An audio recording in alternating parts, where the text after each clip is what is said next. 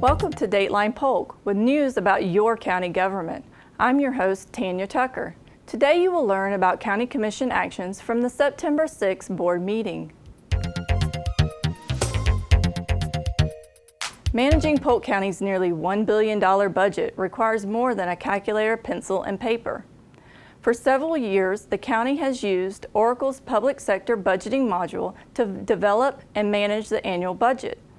But the vendor support for that program is being discontinued. That meant the county needed to upgrade or replace the program, which led to an RFP earlier this year to search for other vendors. On Tuesday, the board approved a service agreement with Applications Software Technology, Inc., which carries a one-time cost of $548,570 and a 3-year subscription fee of $46,800 annually. The move also required a CIP amendment to add the project within the fiscal year CIP and a transfer of $60,000 from the Information Technology Fund reserves. This morning, the board approved a contract with Application Software Technology, known as AST. This contract is for them to come in and implement a new budgeting software for us that will allow us to work with all of our divisions throughout the county to implement the budget for the county and basically prepare our budget every year. The reason we had to do this is our budget software that we are currently using is actually being dropped by the vendor, Oracle, and so we have to implement a new software to be able to continue providing the services that we currently do to prepare our budget and kind of be the right-hand man in preparing his budget for the county manager. The board also adopted a new fee resolution and the renewal of core contract with the Florida Department of Health in Polk County to provide services for communicable disease control. Their services, which are not to exceed $380,000, include epidemiology, sexually transmittable diseases and control, HIV/AIDS, immunizations, tuberculosis control, and maintenance of vital statistics. The board also approved its contract with Central Florida Healthcare, Inc. for dental services for Polk County's most impoverished segment of the community, those at or below 200% of the federal poverty level. The service for this contract, which are not to exceed $350,000, will be provided at locations in Frostproof, Lake Wells, Mulberry, and Winter Haven. In other news, Stacy Campbell-Dominic, President and CEO of CareerSource Polk, presented the board with the group's year-end report.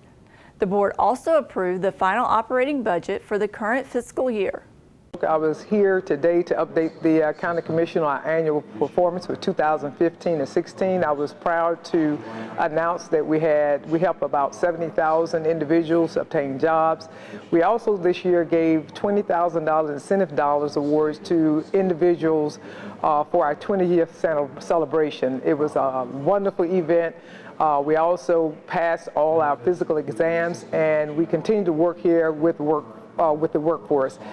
This is my last year of serving. It was great to serve, and I introduced David Sorg as the new incoming chair for CareerSource Polk. It's been a blessing serving, and I look forward to continuing on the board. Thank you.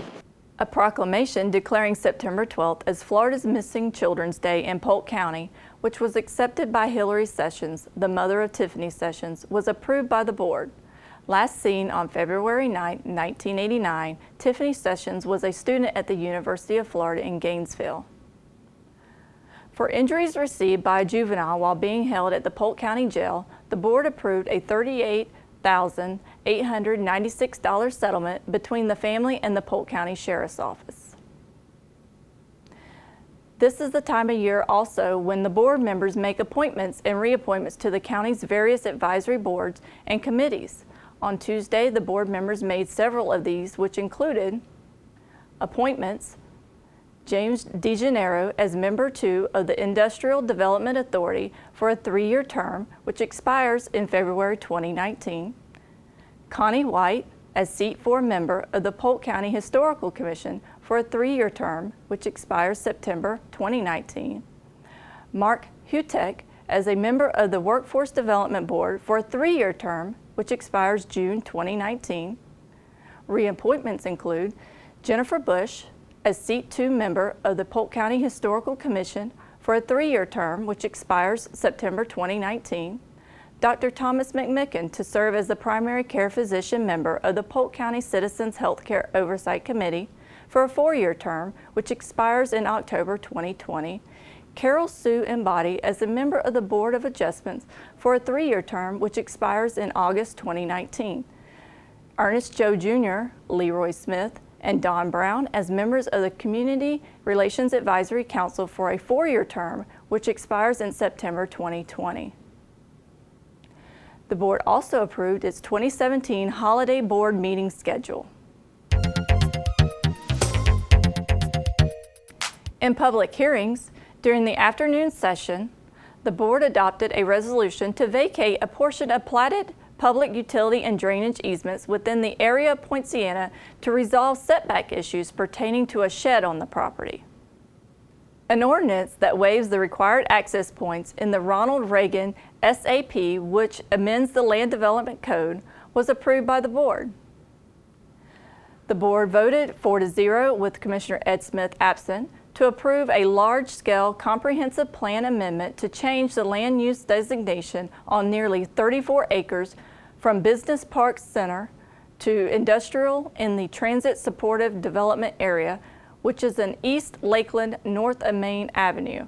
Also, the board approved related Land Development Code text amendment to place conditions on the site. While specific uses of the property might require the landowner to return to the board for additional approvals, the owner said the business that could occupy the property included salvage yard and a company that disassembles vehicles to ship within the Caribbean. The board also approved a number of assessments in preparation for the county's upcoming budget for the next fiscal year. Those approvals include assessments for nuisance abatement, fire services, street lighting, and residential waste. A final assessment resolution for Asherwood Road, Angus Road, Black, White, and Huggins Roads, Estate Road, JEH Road, Moore Road, Pete's Lane, Pioneer Drive, Ridge Road, and Roy Burt Road assessment areas for roadway paving improvements was also passed. The final rate resolution for the Skyview Utility Municipality Services Benefit Unit was approved by the board. Well, that wraps it up for this edition of Dateline Polk. To keep current with programs in progress in the county, visit us online at polk-county.net or follow us on Facebook and Twitter. We encourage you to join us at the next scheduled board meeting at 9 a.m. on Tuesday, September 20th. I'm Tanya Tucker. Thank you for watching.